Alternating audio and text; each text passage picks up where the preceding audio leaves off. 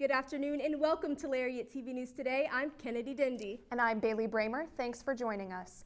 There have been dramatic increases the past year in two types of crimes on campus, while many others have decreased. That's according to Baylor's annual Fire Safety and Security Report sent out to faculty and students this week. This legally required report highlights incidents on campus involving various charges from sexual assault and robberies to alcohol and drug abuse related charges. Statistics show that robberies, motor vehicle theft, and arson have increased over the last 3 years. However, rape, aggravated assault, and domestic violence have been significantly lower within this past year. Rape cases from 2015 to 2017 were nearly cut in half as they dropped from 23 cases in 2015 down to 12 last year. However, the same cannot be said for motor vehicle thefts, which saw a jump from 8 arrests in 2015 up to 15 cases in 2017. Drug abuse violations nearly tripled over the last year. Patty Crawford, Baylor's former Title IX coordinator, claimed in an August deposition there were danger signs of an unhealthy Board of Regents culture at Baylor. The deposition, which was released to the public this Tuesday, said a group of faculty members 4 years ago viewed Title IX regulations as not biblical and that the Regents were not on board with her position existing. Crawford said Baylor would not provide her with IT resources to implement a software program to track assault complaints and witness interviews. She said she was also prevented from providing brochures to sexual assault victims after they reported to the police directly. Crawford also touched on the Baylor Bruins, an all-women student group who recruited football players. She said they were an example of Baylor's underlying culture of objectifying women at that time. While Baylor disbanded the Bruins, Crawford says Baylor is not doing much to expose the truth. Meanwhile, Baylor is currently accepting nominations for 2 alumni elected regents in continual hopes to reclaim a positive atmosphere. A popular Baylor student attraction is under investigation after a man died from a brain-eating amoeba. Fabrizio Stabile died on September 21st because of an infection from the amoeba Naegleria fowleri. He may have contracted the amoeba while on an outdoor venture in September at BSR Cable Park near Waco. According to a GoFundMe page in his honor, the New Jersey man's condition deteriorated quickly after he became sick a week later. After the diagnosis, it was too late to administer a drug that may have saved him. Now Stabile's family is spreading awareness of this rare and preventable infection. They plan to do an annual fundraiser in hopes that this will not affect another family. BSR Surf Resort released a statement after the death, saying that it operates within CDC guidelines and the infection is a 1 in a million occurrence. Baylor is actively investigating an allegation that former Board of Regents Chair Richard Willis used extremely hurtful and offensive language in a private conversation in Mexico in 2014. Willis served as chairman from 2012 to 2016. He sent a letter to the Board of Regents Monday night denying the allegations made against him by Waco businessman Greg Klepper, who said he heard the comments at a dinner they attended in Mexico. Willis resigned from the board in 2017 and was also accused in July by former athletics director Ian McCall of creating barriers that hampered reporting sexual assaults on campus. McCall also accused the board of racism and fraudulent reporting of Baylor's response to assault. Baylor denied the allegations. President Linda Livingstone sent an email to students, faculty, and staff Monday night stating that the alleged comments against Willis directly oppose everything that Baylor stands for and that their further investigation is being conducted to uncover the truth. A Baylor philosophy professor resigned last Friday as part of a settlement regarding Title IX allegations made against him. Dr. Trent Doherty, who says that none of the allegations were sexual in any way, was a tenured associate professor of philosophy and worked for Baylor for 10 years. Although many details were not released, Doherty was found responsible on some allegations and not responsible on others, according to a news release from the philosophy department. On Facebook, Doherty shared the following words: "My lawsuit against Baylor was settled very much to my satisfaction this week." He received more than $30,000 in the agreement, but relinquished his tenure and is not eligible for rehire. Everyone gets sick at one point or another, and when you do, you want to be treated as soon as possible. But sometimes that's easier said than done on campus. LTVN's Caroline Waterhouse sat down with Campus Clinic Medical Director Dr. Sharon Stern to discuss the best ways to get a prompt doctor's appointment on campus. Is it hard to get an appointment at the student health clinic? Do you find it difficult to fit it into your schedule? Well, there are some ways to make the process a little easier. The health clinic is located in the Student Life Center on the second floor. Medical Director Dr. Sharon Stern says that she would like to see students become more informed on the process of booking appointments online. Could change anything about the appointment process, it would be spreading the word to all the students that how we do this and how it's done. For Junior Tatum Thrift, she was one of those students who benefited from hearing of the clinic. I definitely didn't know about the SLIC until my mom was like, you just need to go to that doctor on campus.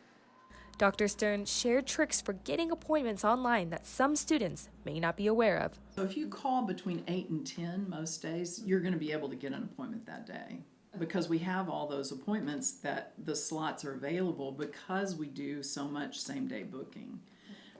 But the slots don't become available until 6 p.m. Once going online to baylor.edu/health services, students can follow the instructions on the screen and specify what their illnesses are. Then they can fill out personal information before confirming the appointment. Pretty easy in and out. I would say probably wait 5 to 10 minutes in the waiting room after you check in. While the online process isn't as difficult for students such as Thrift, she expressed her liking of the doctors but explains a suggestion. There's not as many doctors as I would like, but there are a lot of nurse practitioners. Stern explained there isn't enough space for additional doctors. And we could probably add one because we have enough. We have a few half days where we just have 4 providers, and so that's a possibility. We could do that, yeah. Education on providing students with the best equipped opportunities to take advantage of the university's health clinic will bring in positive responses that will benefit both the clinic and students. With Lariat TV News, this is Caroline Waterhouse. Have you registered to vote yet? If you haven't, we'll tell you how right after the break. It's not just a school to me, it's home. Home. Everyone's there to help you and to see you succeed. Challenging. Challenging. You're like, I'm here, I can do this.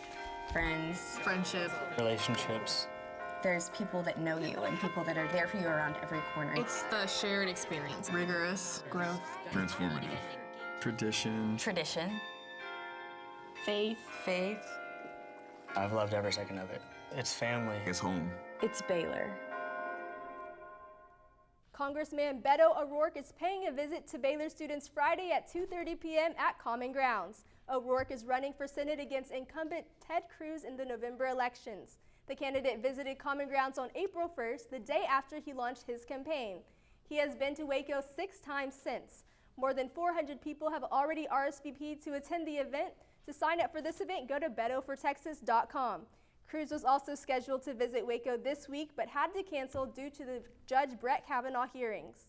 With the voter registration deadline coming up on October 9th, LTVN's Melanie Pace found out just how easy it is for Baylor students to register. Election's a little over a month away. Let's see which Baylor students are ready to cast their votes. Are you registered to vote? I am, yes. Yes, I am. I am. No. Do you know how to register to vote? Someone told me to go online and register. Dr. Rebecca Flavin, senior lecturer for political science, has a few tips on registering. Voting sometimes can seem complicated, but there are ways to make it manageable. So for instance, a very small portion of Baylor students are from the Waco area. So most students are, they may be from Texas, but they're from other counties in Texas, or they're from out of state. And so the question is then, where do I vote? Pick the place where you feel most invested or the most educated. Between 70 and 80% of students are registered to vote, but turnout in the most recent election was far below 10%. Dr. Flavin says not voting is not okay. The consequences are that other demographics are making decisions that affect you, and so you're not exercising your voice whenever you don't exercise your vote. The last day to register is October 9th. Visit vote.gov to find out more. For Lariat TV News, I'm Melanie Pace. Award-winning filmmaker and documentarian Ken Burns came to Baylor October 1st to speak about how American history relates to baseball and jazz. My advice to people who are starting out in this are it's going to sound like platitudes, because a lot of people say, well, do this, this, and this. And if you wanted to be a feature filmmaker, I could probably tell you, just as if you wanted to be a lawyer or a doctor, what you needed to do in that education. For what I do, there's no career path. And so everybody I know who's working in documentary have arrived at it from their completely unique way. A lot of people are drawn to film because of its attractiveness, its glamour, or whatever. It's really hard work. The bags under my eyes are real. Burns spoke to a packed Waco Hall on October 1st and expressed the importance of American history and how it impacts us in our future. This lecture was part of the Baylor's Bell Russell Lectures and Humanities Series, which is an annual event that has taken place since 1982. People are always flocking to the Moody Starbucks, and it's not just for the coffee. LTVN's Emma Whitaker found out more about a woman who not only pours drinks, but also changes the lives of students. Rosie Garcia has been cheering up people's lives at Baylor for 11 years now. For her, it all began at the previous Starbucks on campus. When I first started, I started in the garage with my colleagues. Rosie met her best friend Belinda there, and the two will always remember that first community. I learned from them 10 years ago. They're the ones that taught me. Now I'm teaching others. Teachers, undergraduates, and even graduated students still know Rosie as their home away from home.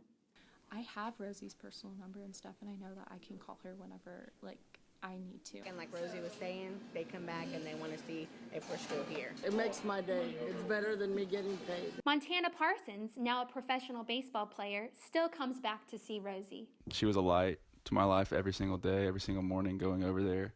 I continue to, want to be your friend and will be your friend for the rest of my life. Rosie, I love you. Baylor will always be thankful for Rosie Garcia's everlasting impact on people's lives. This is Emma Whitaker from Lariat TV News. Colleges across the country are starting to unite in service, including right here in Waco.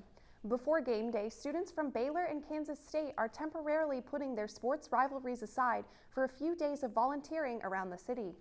The two schools took a tour of Waco before lending a hand to Shepherd's Heart Food Pantry this Thursday and Friday in the first ever Big 12 Leadership and Service Days. The idea for this Big 12 unity began when Kansas State contacted Baylor on a possible collaborative project between the two schools. Baylor's student body was represented by different Greek life organizations, the Academy of Leadership Development, and the Office of Community Engagement. After last week's tough loss to Oklahoma, the Bears are looking to pick themselves back up in Saturday's matchup at home with Kansas State. Sports with Caroline is coming up right after the break. It's not just a school to me, it's home. Home. Everyone's there to help you and to see you succeed. Challenging. I'm here, I can do this. Friends. Friendship. Relationships. There's people that know you and people that are there for you around every corner. It's a shared experience. Rigorous. Growth. Transformative. Tradition. Tradition. Faith. I've loved every second of it. It's family. It's home. It's Baylor. The NCAA has finished its investigation into the sexual assault scandal at Baylor and has formally sent allegations to the university, as reported by the Fort Worth Star-Telegram. The allegations include a lack of institutional control on the university's part and failure to promote an atmosphere of compliance on former head coach Art Briles' part. The NCAA has given Baylor 90 days to respond to the allegations, and once they receive a response, the NCAA then has 60 days to decide on a possible punishment. There's been speculation about a bowl ban and a possible reduction in scholarships for the football program. Baylor has taken steps to fix the issue, such as firing Briles and Judge Ken Starr's resignation, but it may not be enough for the NCAA. You can likely expect a decision on Baylor football's future sometime in the spring of 2019. In spite of the NCAA's looming decision, Rule says his Bears are focused and ready to take on K-State this weekend. LTVN's Noah Torr has the story. The Big 12 Conference is known for having high-powered offenses, and Baylor faces another powerhouse team this week in Kansas State. The game against Oklahoma was a blowout, with the Bears losing 66-33, and a big concern for Baylor was the offensive line. Starting quarterback Charlie Brewer was sacked 6 times during the game. Head coach Matt Rule said the offensive line was definitely a focal point during practice this week. We have to improve in every area, in a lot of areas, but really the offensive line protection is probably one of the main ones, and really more on that left side. Those guys they just need more time. They just need a little. We don't have time, but they just need to keep playing. Kansas State boasts a powerful rushing attack this year, utilizing both their quarterbacks in the run game. Rule said the rush defense has been an Achilles heel for the team, and they need to be ready for it this week. We played them last year, and they kept running the quarterback, and that was the difference in the game. And, they have two quarterbacks that they'll play. Both can run, both can throw. So it'll come down to, in my opinion, if we want to play run defense, we're going to have to be able to cover outside. Baylor takes on Kansas State at McLean Stadium on Saturday at 2:30. With Lariat TV News, I'm Noah Torr. Baylor volleyball battled it out against Oklahoma in their fourth Big 12 game of the season last weekend and came out with a 3-1 win. We came back after that third set, and then we took care of business in the fourth. Every time I step on that court, I just want to show everything that God's given me and show my full potential, and I feel like I finally did that tonight, and it felt really, really good. The game started and it was a head-to-head the whole first set, but Baylor rose above 25-23 with the help of Gia Milana's 14 kills. Their excellent play continued into the second set, with Baylor coming out strong, winning 25-15. In the final set, Baylor secured its win with the help of both Yesenia Presley and Gia Milana, both racking up 7 kills. The 23rd-ranked Bears travel to Kansas on Saturday and face the Jayhawks at 1 p.m. Kicking it over to the pitch, the Bears take on the Mountaineers on Friday night in West Virginia, then travel to Iowa State to face the Cyclones in Iowa. After taking a week off, the Bears are ready to return back to action. Baylor currently sits 9-4-1 on the season. Last weekend, the Bears beat the Texas Tech Red Raiders 2-0 before their bye week. Head coach Paul Jobson said the tough non-conference schedule is paying off and his team's mindset is in the right place. After Iowa State, Baylor plays 4 more conference games before Big 12 championship play. It's almost time for basketball season and the Lady Bears are gearing up to defend their Big 12 conference title. Noah Torr caught a glimpse of the team's first practice earlier this week. It's officially basketball season as the Lady Bears opened up practice on October 1st. There are many questions for Baylor headed into the year, but one concern is how the Bears will handle the point guard position this season. With the release of Alexis Morris, who was the starting guard at the end of the season for Baylor, head coach Kim Mulkey doesn't have a solid replacement going into the season, but she does have a plan of action. So if we can just find somebody to manage the game, get it where it's supposed to be, get us in the right defense, be kind of a leader out there, that's all you need a point guard to do. The defending Big 12 champions are looking to repeat this year, but it won't be easy, especially with their tough schedule, playing South Carolina, UConn, and the University of Texas twice. Baylor opens up their season with an exhibition game against Langston on October 26th at home. With Lariat TV News, I'm Noah Torr. And that's your sports update for this Friday. Thanks for watching Lariat TV News today. Be sure to pick up the print edition of the Lariat on your newsstand and check out the all-new Lariat Alive app. We'll see you next week. Have a great day.